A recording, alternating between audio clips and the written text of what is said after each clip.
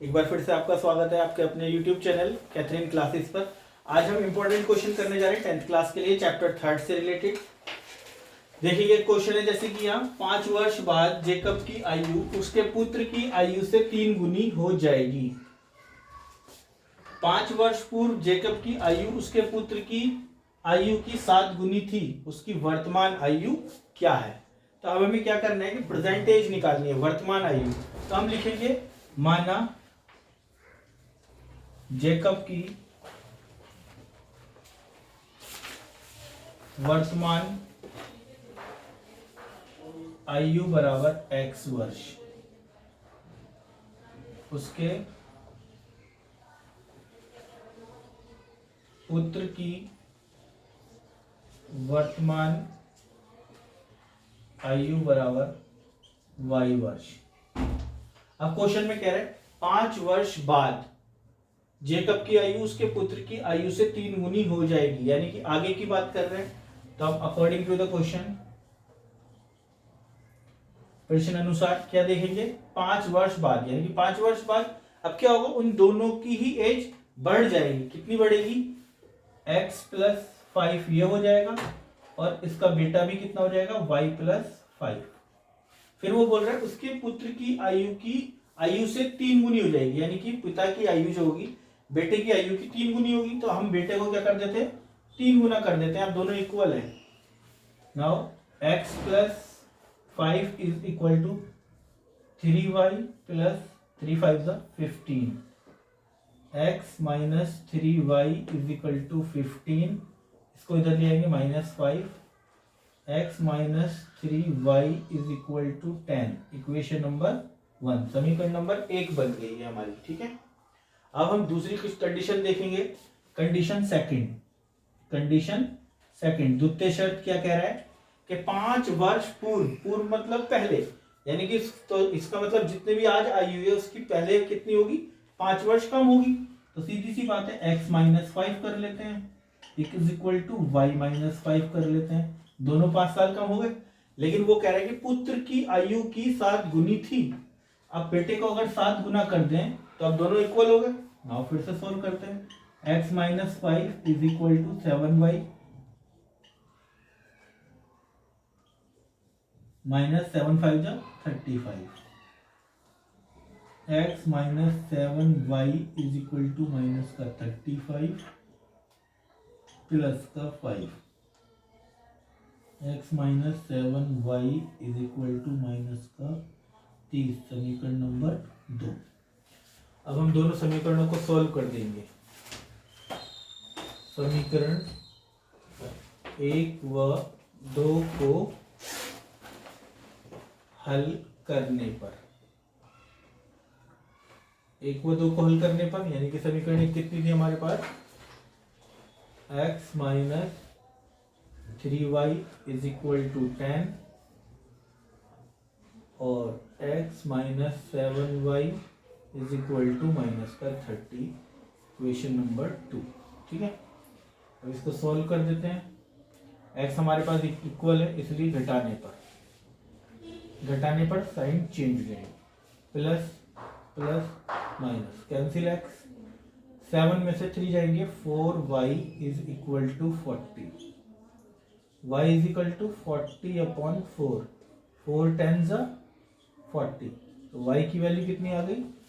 10 वर्ष, यानी कि उसका बेटा कितना बड़ा है? 10 साल का। और y का मान समीकरण 1 में रखने पर एक क्या हमारी? x - 3y is equal to 10। x - 3 into 10 is equal to 10 और x - 3 10 30 इज इक्वल टू 10 और x इज इक्वल टू 10 हमारे पास ऑलरेडी, इसको इधर ले आएंगे प्लस में 30। तो x की वैल्यू कितनी आ जाएगी? 40 वर्ष। तो जेकब की आयु कितनी हो गई? 40 वर्ष और उसके बेटे की आयु कितनी हो गई? 10 वर्ष। ठीक, और क्वेश्चन देखते हैं। यहाँ पे लिखा है जैसे यदि किसी भिन्न के अंश व हर दोनों में 2 जोड़ दिया जाए तो वह भिन्न 9/11 हो जाएगी और यदि अंश और हर दोनों में 3 जोड़ दिया जाए, मतलब दूसरी बार फिर से जुड़वा रहा है, तो वह भिन्न कितनी हो जाती है? 5/6 हो जाती है। तो वह भिन्न ज्ञात कीजिए। इंपॉर्टेंट क्वेश्चन है, पेपर में बहुत बार पूछे है, ये आता ही आता है। आज मैं आपको सारे इंपॉर्टेंट क्वेश्चन करा रहा हूँ। अब आने वाली सारी वीडियोस मेरी आपको देखेंगे तो उसमें सारे इंपॉर्टेंट क्वेश्चन होंगे और उससे बाहर पेपर में कुछ भी नहीं जाएगा। देखते हैं कि माना अंश बराबर x और हर बराबर y, ठीक है। तो भिन्न क्या होती है? अब हम नॉर्मली देखते हैं तो भिन्न क्या होता है, ये देखो, भिन्न बराबर होता है अंश बटे हर, ठीक है। तो अंश बटे हर यानी कि x/y। और पहली कंडीशन के अकॉर्डिंग 2 जोड़ रहे हैं दोनों में, तो प्लस का 2 यहाँ पे हो जाएगा, प्लस 2 यहाँ हो जाएगा, और वो भिन्न बदल के कितने में बन जाते हैं? 9/11, 9/11। अब हम इसको क्या करेंगे? क्रॉस मल्टीप्लाई कर देंगे ऐसे, ठीक है। 11 यानी कि 11 ही कम 11x प्लस 11 दूनी 22 इज इक्वल टू 9 ही कम 9y प्लस 9 दूनी 18, ठीक है। अब इसको शॉर्ट कर लेते हैं। 11x माइनस 9y बराबर 18, और इसको 22 को माइनस का 2 कर दो। 11x minus 9y is equal to minus का 4, समीकरण नंबर 1, ठीक है। अब दूसरी कंडीशन पे क्या बोल रहा है वो? सेकंड कंडीशन में, ये तो फर्स्ट कंडीशन, ये हमारी second condition.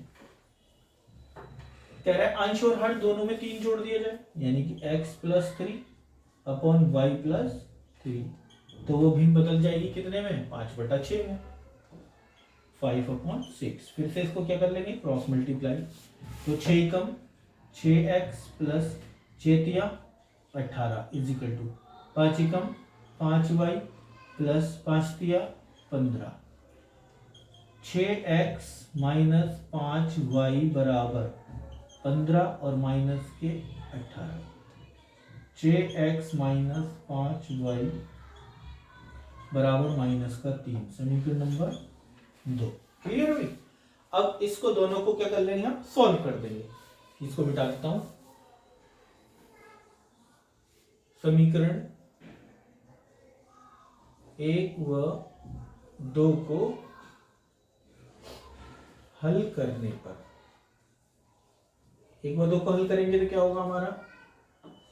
11x minus 9y is equal to minus का 4, और ये हो गया 6x minus 5y is equal to minus का 3, समीकरण नंबर 2।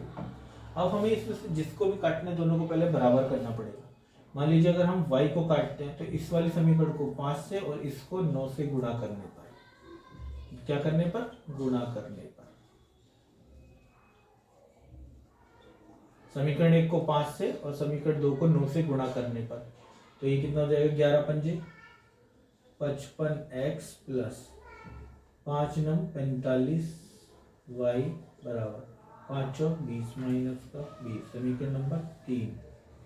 और 9 छम 54 x माइनस 9 पंजे 45y बराबर, सॉरी यहाँ पे प्लस हो गया, माइनस ही चाह रहा, और 9 तिया 27 माइनस का 27, समीकरण नंबर 4, ठीक है।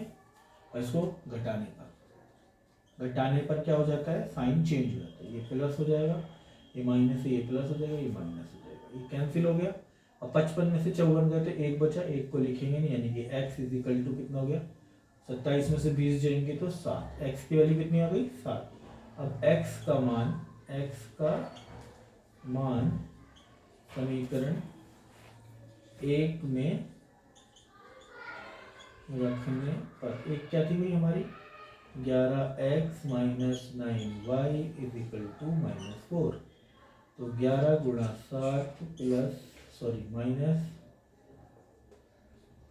9y is equal to minus 4, 11 सत्ते 77 माइनस 9y बराबर माइनस का 4, माइनस के 9y इधर रोक लेंगे इज इक्वल टू माइनस का 4 पहले से, इधर माइनस का क्या हो जाएगा? 77, माइनस के 9y इज इक्वल टू कितना हो जाएगा भाई? माइनस के 81, ठीक है। माइनस से माइनस कैंसिल और y इज इक्वल टू 81/9 9 81। तो y की वैल्यू कितनी आ गई 9। तो भिन्न कितनी हो गई, भिन्न बराबर हो गई हमारी 7/9।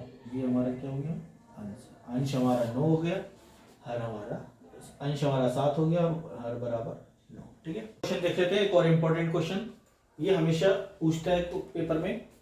एक नगर में टैक्सी के भाड़े में एक नियत भाड़े के अतिरिक्त चली गई दूरी पर भाड़ा सम्मिलित किया जाता है। तो यहां मैं समझा देता हूं। नियत भाड़ा का मतलब होता है फिक्स चार्ज। नियत भाड़ा मतलब फिक्स, मतलब एक कुल, मतलब फर्स्ट टाइम में कितना पैसा देना है, उसके बाद जितना भी अतिरिक्त चलेगा आगे चलेगा उसका अलग से किराया। तो उसका भाग, अगर कोई व्यक्ति कितना करता है, 10 किलोमीटर दूरी के लिए भाड़ा 105 रुपए देता है तथा 15 किलोमीटर के लिए भाड़ा 155 रुपए देता है, तो नियत भाड़ा यानी कि फिक्स चार्ज व प्रति किलोमीटर भाड़ा क्या होगा, यानी कि अतिरिक्त चली गई दूरी के लिए किराया क्या होगा।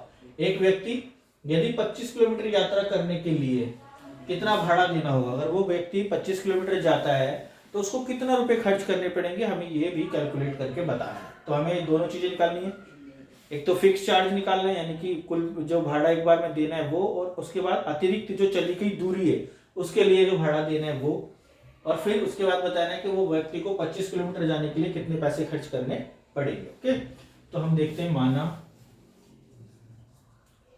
नियत भाड़ा यानी कि नियत किराया बराबर कितना है x रुपए, और अतिरिक्त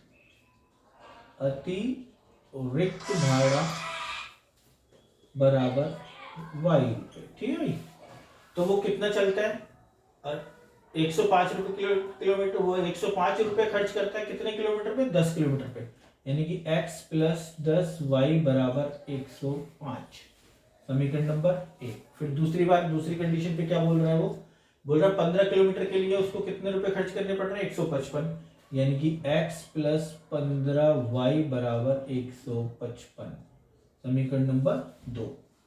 तो समीकरण 1 व 2 यह लिख देते हैं। समीकरण 1 व 2 को हल करने पर क्या करेंगे, घटाने पर ये minus minus minus cancel x, minus के 5y इज इक्वल टू 155 में से 105 जाएंगे तो माइनस के 50 बचेगा, माइनस से माइनस कैंसिल, और y बराबर 50/5, 5 दाएं 50। y की वैल्यू कितनी होगी 10 रुपये। अतिरिक्त भाड़ा कितना आ गया हमारा 10 रुपये प्रति किलोमीटर। अब y का मान समीकरण 1 में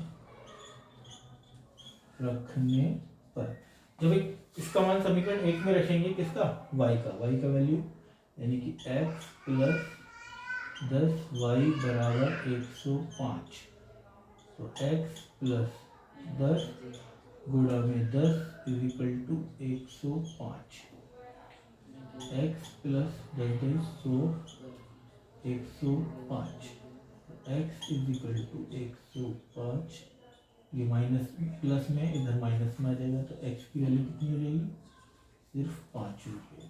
तो फिक्स चार्ज कितना है 5 रुपये। अब हम इस वाले पोर्शन को सॉल्व करते हैं। एक व्यक्ति 25 किलोमीटर जाना चाहता है तो उसको कितने रुपए खर्च करने होंगे, है ना। तो 25 किलोमीटर जाने के लिए लगा भाड़ा बराबर कितना आएगा, यानी कि x प्लस 25y, x की वैल्यू 5 आ गई, प्लस 25 गुणा 10, 5 प्लस 250, यानी कि 255 रुपये। कितने रुपए खर्च करने पड़ेंगे 25 किलोमीटर जाने के लिए, 255 रुपये। ठीक है, अब मैं इसी तरीके से आपके लिए रोज इंपॉर्टेंट क्वेश्चन की सीरीज लेके आ रहा हूँ। जो बोर्ड के पेपर में आने ही आने हैं। आप हमें अगर कोई चीज़ समझ में नहीं आती है तो वैसे पॉज करके देखें, यदि कुछ और समझ में नहीं आता है तो कमेंट करके बताएं, और हमारा चैनल सब्सक्राइब करें, लाइक करें और बेल आइकन दबाएं ताकि आपको सारे नोटिफिकेशन मिल सके।